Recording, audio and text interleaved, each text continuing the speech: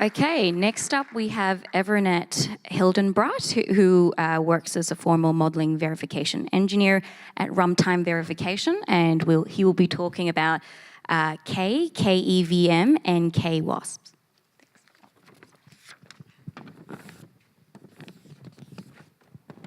Hey everyone, let me make sure I can, oh, it works. Yeah, there's my title slide. Ricard has been helping me a lot on the KWasm semantics, so I'm going to be talking about, well, K briefly at first, and then KVM very briefly, and then KWasm, and then actually also talk a little bit about how we do formal verification, because there's actually a surprising amount of interest in that here, which was very pleasant for me. Ricard is over at Chalmers University. He's not here, and I'm at Runtime Verification, Inc., and also at the University of Illinois, Urbana-Champaign. So there's our overview of the talk. So this is the K vision, and the idea of K is that you should write down the semantics of your language once and get all the tools derived from it correct by construction from that. So this is kind of going to be a programming languages formal methods talk. Currently, we have the semantics of a lot of big languages. C, C++ is in progress, Java, JavaScript, Solidity is in progress. We have Python, EVM, LLVM, x86, the list goes on. And each of the tools that we derive for it come from the same semantics, so you can be sure that they all agree on how to interpret that particular language. So currently we have the interpreter, parser, deductive program verifier, model checker, symbolic execution engine, semantic debugger, and the compiler and test case generation tools are more kind of in the vision or prototyping phase. And so this is just kind of reiterating what the last slide said, but gives you some links or some citations for where you can look at some of these semantics or some of the tools. And this list is by no means exhaustive. So a K specification of a programming language comes in 3 parts. You first have to specify the syntax of your programming language so we can build a parser for programs in your language. And then you have to specify the runtime configuration or the runtime state of your programming language, which actually just gets desugared into more syntax declarations. And then you have to define the transition system, which makes a small step operational semantics for your programming language. We call those rules. So here's an example of a syntax. It's kind of in this EBNF style.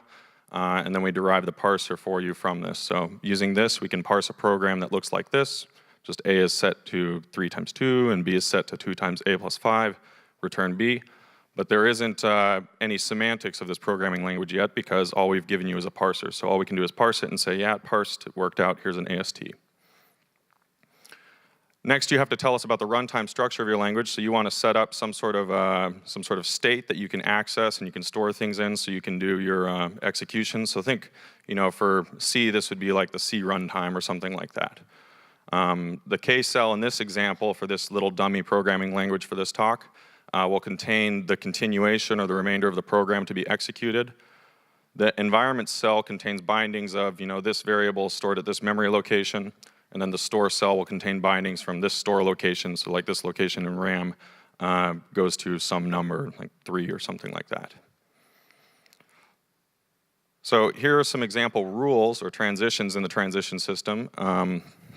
So variable lookup is one that says, okay, if the next part of the program that I have to process is just a variable x, then go to the environment and look up where x is pointing at in the store in the environment, this SX location.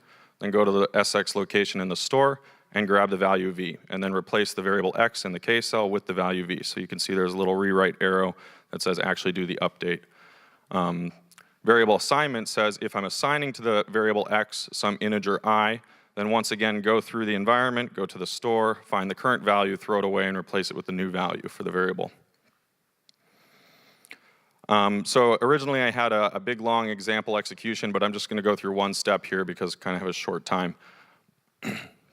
So here's our variable assignment rule again, and this is maybe our current configuration. So in our current configuration, we're going to set A to 6, and then the rest of the computation is kind of behind it on the K cell.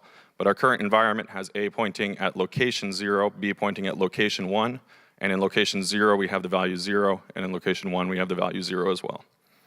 And so if we apply this rule, this variable assignment rule, we'll see that x is getting bound to A, I is getting bound to 6, and so then if we look up, x points at SX, okay, so A is pointing at location 0, and location 0 is currently pointing at value 0. So the update that will happen is now in the store at location 0. We're pointing at 6. So now the variable x has been assigned to, or the variable a has been assigned to value 6. So kind of really brief. Don't expect you to fully understand it, but if you have more questions, grab me after the talk. Okay, so really even briefer, here's KVM. It's an implementation of the EVM in K. It passes all the VM tests and all the tests in the directory blockchain tests / general state tests, or something like 40,000 tests there.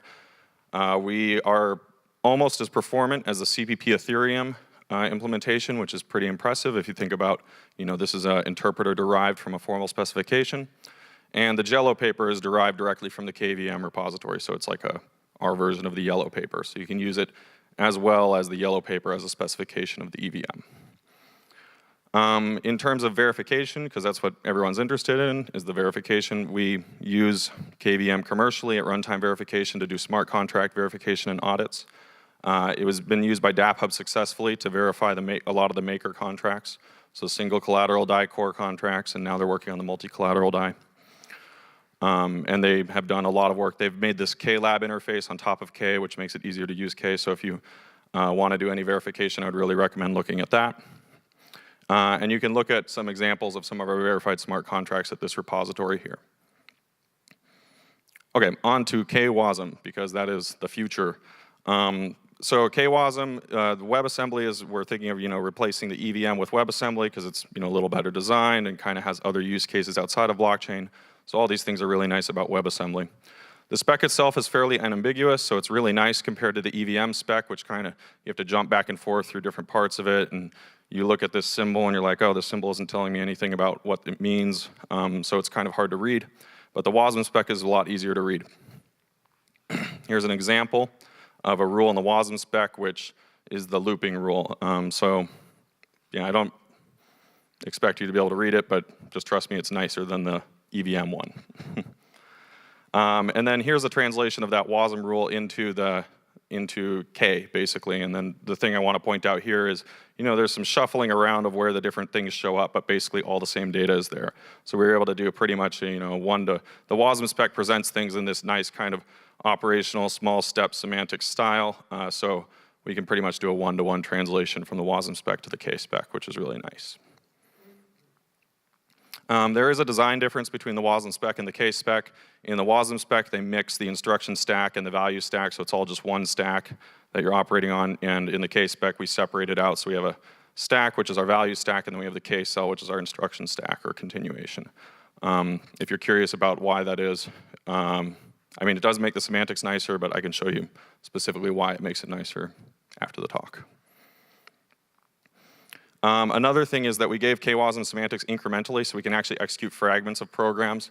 I launched up some various WASM interpreters and online WASM, try WASM now type of things. And basically every time you want to try WASM, you have to make a full module or something like that. And that was kind of annoying to me. I just wanted to do like push add or something like that. So here's an example of a program that you can execute with KWasm, but a normal WASM interpreter won't let you execute. So that's kind of exciting, I guess. And then here's a list of things to be done. We're skipping the floating point stuff because EWasm doesn't care about floating point. So EWasm is specifically WASM with floating point and other non-determinism removed, and some metering and stuff like that added. We haven't done tables yet, and we haven't done full module semantics yet. And here, KEWasm, it strips out the floating point stuff, but it just adds this metering thing, which is actually still expressible within WASM because they add this functionality called host functions. So we can talk about that later as well. Okay, so everyone seems interested in the prover. Just want to remind everyone, the prover is not the only tool you get out of K, but that is kind of the most fun tool, I guess. And so I wanted to show this proof system. These are the inference rules that the prover uses to do logical deduction and proofs about your programs. Most of the rules are kind of what you would expect. We have reflexivity in the top left corner, which just says, if you're trying to prove that A reaches A, then, it's just provable. Transitivity lets you kind of string together reachability proofs to make larger reachability proofs. But there's kind of this interesting thing here on the right-hand side of transitivity where we have this set of circularities, which are like co-inductive hypotheses. And basically, once we take a step up on the upper left-hand side, then on the right-hand side, we can use our co-inductive hypotheses as axioms. So this is how we can do reasoning about loop invariance and things like this. So you can see the C moves from being underneath the prove turnstile to being on the left-hand side in the set of axioms we're allowed to use. On the top right, we have the Axiom Rule, which basically just says, like, we have some body of axioms somewhere that tells us what we can do, how we can take a single step of execution. And in our case, this is just our symbolic execution engine. And that means that, we can prove that that reachability happens. And then the rest of the rules are kind of, just stuff that you need to have. The circularity rule, together with the transitivity one, is really the most interesting bit of it, which lets you do this co-inductive reasoning about loops that could go on forever. So we have soundness theorem for it, and it's relatively complete, meaning that for any terminating program, either it will, for non-terminating programs, we can prove anything about them, anything is true. For terminating programs, either it will reach and we will be able to prove it, or it won't reach and we'll be able to show the counterexample trace. And then the circularity and transitivity are the interesting bits. Okay, so the K-reachability logic prover accepts proof claims in the same format as axioms from the operational semantics. The operational semantic rules are interpreted as axioms that can be used to discharge these proof claims. On success, the current prover will just print out sharp true, which is, that's good, I guess. You can see the sharp true and be like, okay, I'm happy. But on failure, it kind of just prints out this big, giant, symbolic counterexample with all the end states that it wasn't able to prove reach the target goal, which is really a bit annoying. So that's why I would recommend looking at this KLab tool, which lets you actually see the entire execution graph that happens to get you to those symbolic counterexamples. The proof search is fully automated, so you don't have to sit there and tell it, take a step, try to do case analysis, take another step, split on this Boolean expression or something like that. It's all just fully automated. Which is good and bad. It's good because it means that you don't have to write down the tactic. It's bad because it means you get no control over the prover. But, trade-offs. Here's an example of a proof, and you can see it looks just like a normal rule. This is a proof in WASM that if you do push, push, add. So in WASM, you say push by saying const. So this is push the value x to the stack, push the value y to the stack, and then add the two numbers up. And basically, this proof is just saying that if you do push, push, add, then what will happen is in the stack, on the stack cell you see there, the addition will happen. So it's not a very exciting proof, but already you can see we have to have some preconditions. Like here, we have to say, okay, x is greater than 0, y is greater than 0, so this is kind of sensible preconditions. And then you also have to say that the addition won't overflow. So x plus int y, which is the unbounded integer addition, will not leave the bounds of whatever I type is, which can be I32 or I64. So this is how you would, do a proof in WASM. You'd first write down what you think the transition should be, and then it would say, hey, here's a counterexample. Maybe there was an overflow or something like that. Then you add a precondition saying, okay, what if there is no overflow? Then does the proof go through? So it makes you specify. So this is just a specification, and the proof is actually just, running the Java backend on it and letting it try to find either a counterexample or it will be able to, prove it. But what you end up with is a specification of your contract that says, these are the conditions where everything goes right. And then you'd want to take these conditions and negate them and make a proof that when things go wrong, they go wrong in the right way or something like that. So that's usually how we do proofs. We have something like a failure case and a success case. Okay, I guess actually no questions because no questions, but there's some citations for you if you want those.